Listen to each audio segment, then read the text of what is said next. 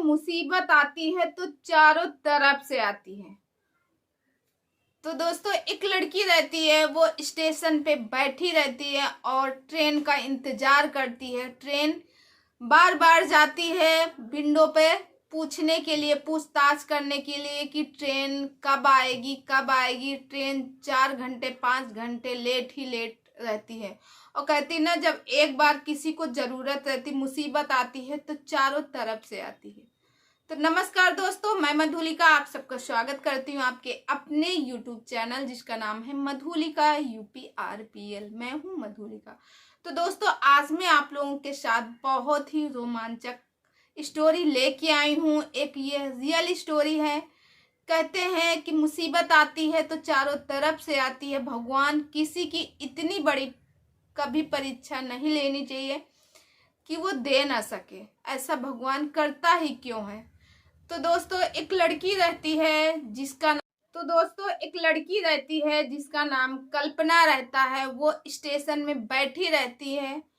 बस्ती जिले, उत्तर प्रदेश के बस्ती जिले की बात है। और वहीं पे वो बस्ती जिले के एक जंक्शन, छोटा स्टेशन रहता, वहीं पे वो इंतजार करती है ट्रेन का। और उसे दिल्ली जाना रहता। काफी परेशान रहती कि ट्रेन कब आएगी। वो बार बार जाती है विंडो पे, जहाँ पूछताछ केंद्र में जाती है, पूछती है बार बार वहां खड़ी होगी कि कब आएगी ट्रेन कब आएगी। वो बोलते हैं ट्रेन 6 घंटे लेट है। फिर कैसे भी करके वो 6 घंटे निकालती है। 6 घंटे में कम से कम पूछताछ करने जाती, 20 बार वो पूछने जाती है। फिर वो बताता है कि 4 घंटे ट्रेन लेट है। वो इतना, जब वो 4 घंटे सुनती है, इतना रोती है, परेशान रहती है।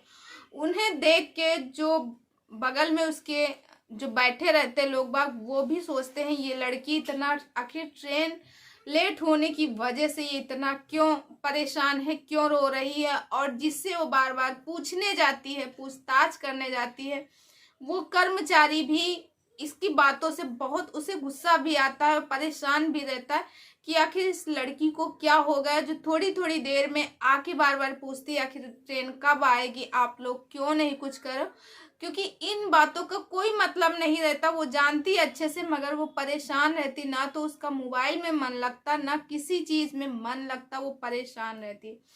फिर जब वो इतना ज्यादा परेशान होती, इतना ज्यादा, और जो पूछताछ जहाँ जिससे पूछती है, वहां का कर्मचारी वो अपने स्टाफ के एक लोगों को अपनी सीट पे बैठा के वो बाहर निकल के आता और उस लड़की से पूछता, आखिर तुम्हें इतना क्यों इमरजेंसी है दिल्ली जाना, क्यों इतना ज्यादा परेशान हो, आखिर बात क्या है। तो वो बताती है कि मुझे दिल्ली जाना बहुत जरूरी है क्योंकि मेरे भाई और मेरी माँ का एक्सीडेंट हुआ है और मेरी माँ और मेरे भाई हॉस्पिटल में एडमिट है। उनके पास कोई नहीं है। मेरी एक भाभी है जो कि पेट से हैं और उनकी भी डिलीवरी इसी महीने में होनी है और उनकी ये लास्ट वीक चल रहा है। इसी हफ्ते में कभी भी उनकी डिलीवरी हो सकती है, जिसकी वजह से मैं बहुत परेशान हूँ क्योंकि ना तो मेरे भाई के पास कोई है और ना ही मेरी भाभी की कोई देख रेख करने वाला है। ये सब बातें वो कह के तो वो बताता है कि ट्रेन हो सकता है कि कैंसिल हो जाए। 99% चांस है कि ये ट्रेन कैंसिल हो जाएगी। जब इतना सुनती तो वो और परेशान हो जाती। वो उससे कहती, मैं आपके आगे हाथ जोड़ती हूँ, आप मेरी मदद करो, मैं कैसे भी करके दिल्ली पहुंचना चाहती हूँ। तो वो समझाता है, बेटा मैं तुम्हारी कोई मदद नहीं कर सकता हूँ, इसमें मैं कर ही क्या सकता हूँ। हाँ, जो हम लोगों की जहां तक पहुंच थी, जहां तक हम लोग जानते थे कि डायरेक्ट उनसे पहुंच थी कि आखिर क्यों ट्रेन लेट हो रही, क्यों, किस वजह से। तो मैंने उनसे पूछा तो उन्होंने बताया कि हो सकता है 99% चांस है कि ट्रेन जो है कैंसिल हो जाए।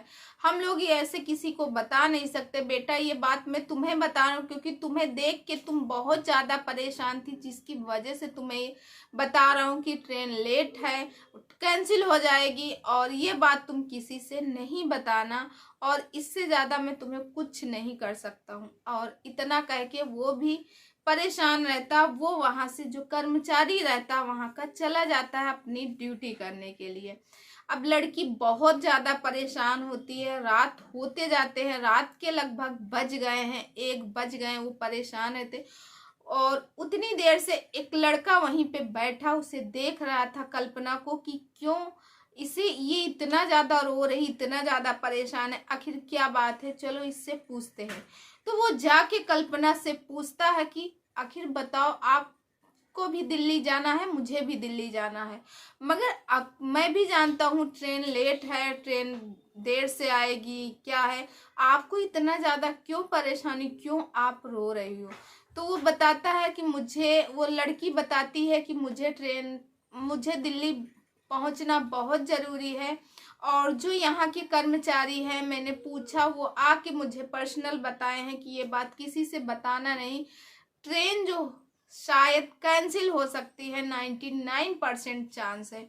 अब बताओ हम क्या करें, मेरी माँ और मेरे भाई हॉस्पिटल में एडमिट हैं, और मेरे जो भाभी हैं उनकी डिलीवरी होनी है, और भाभी का ये लास्ट वीक चल रहा, इस वीक में कभी भी उनकी डिलीवरी हो सकती, आजकल कभी भी, क्योंकि डिलीवरी का उन्होंने जैसे डॉक्टर ने टाइम दिया है, मगर डिलीवरी कभी भी हो सकती, किसी भी दिन हो सकती है।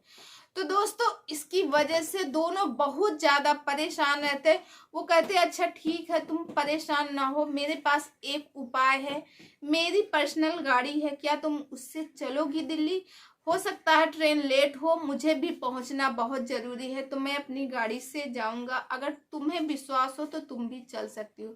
तो वो तुरंत हाथ जोड़ती है और कहती है कि आपकी बहुत मेहरबानी होगी अगर आप मुझे दिल्ली पहुंचा दोगे, क्योंकि वो उस समय अपनी सिर्फ और सिर्फ अपने माँ और भाभी को देख रही थी, और दूसरा पक्ष सोच ही नहीं पा रही थी कि क्या हो सकता है। तो फिर उसके बाद वो जो लड़का रहता उसका नाम सुनील रहता, सुनील तुरंत अपने भाई को भेजता है, वहीं पास में ही उसका गांव रहता है, वहीं वो भेजता है, उससे कहता है कि गाड़ी लेके आ जाओ। वहां से सिर्फ और सिर्फ आधे घंटे की रास्ता रहती है उसके घर पहुंचने का। उसका भाई जाता है, गाड़ी लेके आता है, और लगभग 1:30 बज जाते हैं। तो जो कर्मचारी रहता फिर सोचता वो लड़की कहाँ गई, कल्पना के बारे में सोचता है, वो कहाँ गई, लाओ उससे पूछे आखिर क्या बात है, कहाँ कैसे जाओगी। वो बाहर निकलता है तो कल्पना से पूछता है, कल्पना सारी बात बताती है कि ये हैं सुनील है, मैं इनके साथ दिल्ली जाना चाहती हूँ, क्योंकि ये भी दिल्ली में ही रहते हैं, इन्हें भी कुछ ज़रूरी काम है जिसकी वजह से मैं दिल्ली जा रही हूँ इनके साथ। तो वो पूछता है सुनील से कि तुम दिल्ली कैसे जाओगे, किस उससे जाओगे। तो वो बोलता है मेरी गाड़ी है, और तो कहता कौन सी गाड़ी है, तो बताता है कि मेरे पास फॉर्च्यूनर है, उसी से मैं दिल्ली जाना चाहता हूँ। तो कहा ठीक है फॉर्च्यूनर है, तब तो आप 12 से 13 घंटे में पहुंच जाओगे। तो वो कहता है हाँ मैं कई बार गया हूँ, मैं 13-14 घंटे में, तो 14-15 घंटे में हर हालत में दिल्ली पहुंच ही जाऊंगा। फिर दोनों चलने के लिए तैयार हो जाते हैं। अब इधर जो है सुनील गाड़ी चलाता है, और जो कल्पना रहती उसके बगल वाली सीट में बैठता है। सुनील कल्पना से कहता है कि सोना मत, क्योंकि कहते हैं रात के 1 बजे से लेके जो 4-5 बजे का टाइम होता है, इसमें सबकी लगभग नींद आ ही जाती है। तो वो कहता सोना नहीं, मगर कल्पना को नींद आती है। पहले तो बातें करते एक दूसरे से, फिर कल्पना को नींद आती, 1-2 बार कल्पना आंखें बंद कर लेती हुई सुनील बोलता कल्पना कल्पना। कल्पना कहती है मुझे नींद आ रही, मैं आंखें नहीं खोल पाया। सुनील कहता अगर तुम सो जाओगी तो मैं भी सो जाऊंगा, क्योंकि जब एक ड्राइवर गाड़ी चलाता है, दूसरा व्यक्ति उसके बगल में जगता रहता, तो आपस में बात होती रहती, जिसकी वजह से नींद नहीं आती, ऐसे उसे भी नींद आने लगती। तो वो कहता अच्छा चलो ठीक है। लगभग ये लोग कानपुर पहुंच जाते हैं, बस्ती से कानपुर पहुंच जाते हैं। वहीं जाके सुनील कहता है चलो यहीं रुकते हैं, थोड़ा सा आराम करते हैं, और साथ में दोनों लोग आराम कर लेंगे, फिर आगे निकल जाएंगे। और ऐसे नहीं तो गाड़ी में आप तुम सो जाओगी तो मुझे भी सोना आ जाएगा, तो फिर ठीक नहीं है। फिर दोनों वहीं पे रुकते हैं और एक होटल में कमरा लेते हैं। मगर जो कल्पना रहती है सुनील के साथ, रात में मतलब ऐसे अनजान व्यक्ति के साथ एक कमरे में रुकना उससे थोड़ा सा अटपटा लगता है। तो सुनील कहता है विश्वास रखिए, मैं शरीफ घर का हूँ, ऐसा कुछ नहीं करूँगा, आप विश्वास रखिए, इतना विश्वास रख सकती हैं मेरे ऊपर। फिर दोनों सो जाते हैं, 4 घंटे का अलार्म लगाते हैं। फिर सुनील सुबह जगता है जल्दी से और लगभग 9 बज जाते हैं। फिर जगता तो दोनों जल्दी से फ्रेश होते हैं, अपना जो भी नाश्ता करना रहता करते हैं, फिर निकलते हैं दिल्ली के लिए।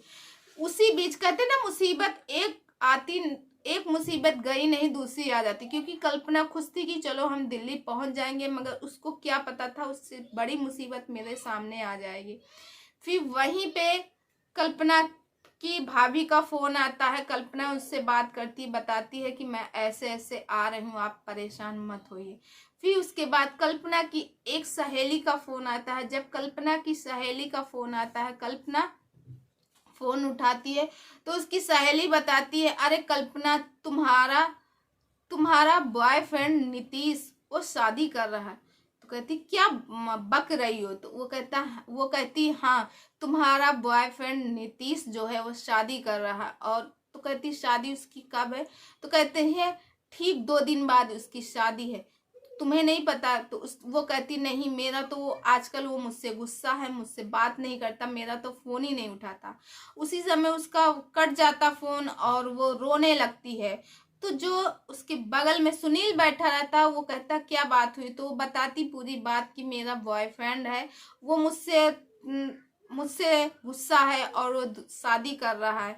तो वो रोने लगता है और कहती है कि बहुत ज़्यादा परेशान है। तो सुनील कहता है वाकई में, कहते हैं लड़कियां पागल होती हैं, तो वाकई में आप पागल हो किसी के प्यार में? तो वो कहती मैं नहीं, पहले वही आया था मेरे पास कि मैं तुमसे शादी करना चाहता हूँ, तुमसे प्यार करना चाहता हूँ, ये है वो। तो सुनील कहता है, एक बार उसको समझाता है, कल्पना तुम उसके पास फोन लगाओ। तो वो कहती है फोन क्या लगाऊं, वो फोन ही नहीं उठाएगा। वो कहता है अच्छा लो, मेरे नंबर से तुम फोन लगा के देखो। फिर वो सुनील के नंबर से कल्पना फोन लगाती है। जब कल्पना सुनील के नंबर से फोन लगाती है तो इत्तेफाक से जो नीतीश रहता है फोन उठा लेता है। जब नीतीश फोन उठाता है तो उनकी बात होती है और फोन जो है स्पीकर पे रहता है। तो वो बोलती है कि हेलो नीतीश, मैं कल्पना बोल रही हूँ। तो कहता है हाँ बोलो, अब क्या फोन की हो, किस लिए? तो वो कहती है कि नीतीश तुम ऐसा कैसे कर सकते हो, तुम अपनी शादी करना चाहते हो, तुम शादी का चाह नहीं रहा हूँ, मेरी शादी ठीक 2 दिन बाद है और मैं तुम्हें इनवाइट कर रहा हूँ, तुम भी आना और साथ में फूल लेते आना। फूल मेरे ऊपर डालोगे, मेरी और मेरे वाइफ के ऊपर डालोगे, मुझे बहुत अच्छा लगेगा।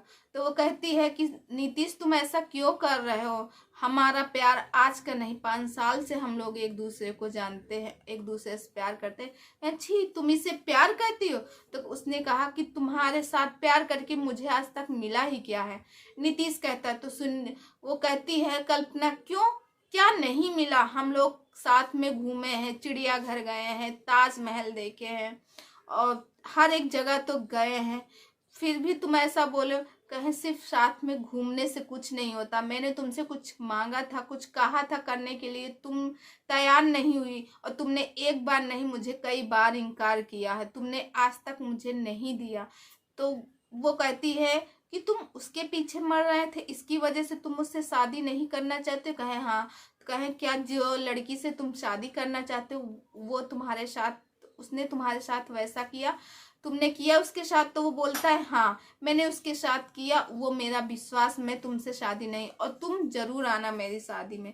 फिर उसके बाद फोन कट जाता है। वो कहती है कि इसकी तो मैं ऐसा है वैसा है, मैं इसकी आंख फोड़ दूंगी, मतलब उल्टा सीधा के शब्द बोलती है, क्योंकि एक लड़की का जब उसको पता चलता है उसका बॉयफ्रेंड किसी और के साथ शादी करा तो उसके दिल में क्या बीतती सिर्फ वही जानती है। ये सब बातें सुनील देख रहा था, उसको समझाता, सारी बातें सुनता। फिर ये लोग अच्छा, इधर जो है उसकी भाभी का घड़ी घड़ी फोन आता है। वो अपनी भाभी से सारी बात करती रहती है कि भैया कैसे हैं, माँ कैसे हैं, हम आ रहे हैं, यहाँ पहुँचे हैं, यहाँ पहुँचे हैं। फिर उसके बाद सुनील के जो घर वाले रहते हैं वहीं पे सुनील के दोस्त रहते हैं। सुनील अपने दोस्तों से फोन में बताता है कि वहीं पे दिल्ली सदर में एक लोग एडमिट है, उनके भाभी का नाम बताते, उनके भाभी से बात कराते, वहाँ पे तुम लोग जाओ और देखो कैसी सिचुएशन है। पैसों की कमी हो तो पैसे लगाना, और जो भी हालत हो मुझे घड़ी घड़ी उसकी खबर देते रहना। तो वो उसके दोस्त वहाँ जाते हैं, वैसा ही उसके साथ करते हैं, मतलब वहाँ ध्यान रखते हैं, क्योंकि भाभी प्रेग्नेंट रहती, भाभी दौड़ नहीं सकती हर एक चीज़ में, मगर उसके दोस्त जाते हैं, सब जगह दौड़ते हैं कहाँ क्या हो रहा है। इधर दोनों लोग फिर पहुंच ही जाते हैं, लगभग 4 बजे ये लोग शाम 4 बजे दिन में पहुंच जाते हैं। और वहां जाने के बाद ये लोग फिर हॉस्पिटल में मिलते हैं, और भाभी से मिलवाती है कि भाभी मैं इन्हीं के साथ दिल्ली आई हूँ सुनील के साथ। और इनकी माँ उस टाइम पे माँ और भाई का इलाज चल रहा था, दोनों लोग इमरजेंसी वार्ड में एडमिट रहते हैं, उनका इलाज चलता है। भाई का लगभग 4 से 5 घंटे बाद होश आता है, क्योंकि भाई और माँ स्कूटी में थे और वो गिर जाते हैं, जिनकी वजह से उनको ब्लड भी आता। अब उनका धीरे धीरे उसकी माँ को भी होश आ जाता, और उसके भाई को भी कम से कम 7 से 8 घंटे बाद होश आता है। इलाज चलता, ठीक है। अब ठीक 2 दिन हो जाते, फिर वो अपनी भाभी से कहती है, भाभी देखो ये हमारी इतनी मदद किए हैं, अब आज की रात, आज इनका खाने पीने का इंतजाम हम लोग अपने ही रूम पे करेंगे। तो भाभी उनकी जो, क्योंकि वो लोग किराए पे उनकी भाभी रहती, तो भाभी उनकी खाना वाना ये भी वहाँ जाके खाने की व्यवस्था करते हैं। सुनील और सुनील के जो 2 दोस्त रहते उनकी भी खाने की व्यवस्था करते हैं। फिर बातें बातें होती हैं। फिर उसके बाद ठीक वो दिन आ जाता है, शादी वाला दिन। ठीक 2 दिन बाद शादी रहती है। अब जब शादी की बात आती है तो ये बहुत परेशान रहती। फिर ये सुनील के पास कॉल करती है, कहती सुनील मैं तुमसे एक मदद चाहती हूँ, क्या तुम हमारी इतनी सी मदद कर सकते हो? तो सुनील बोलता, हाँ हम तो तुम्हारे लिए तैयार हैं, जब उतनी बड़ी मदद कर दी तो बताइए क्या है।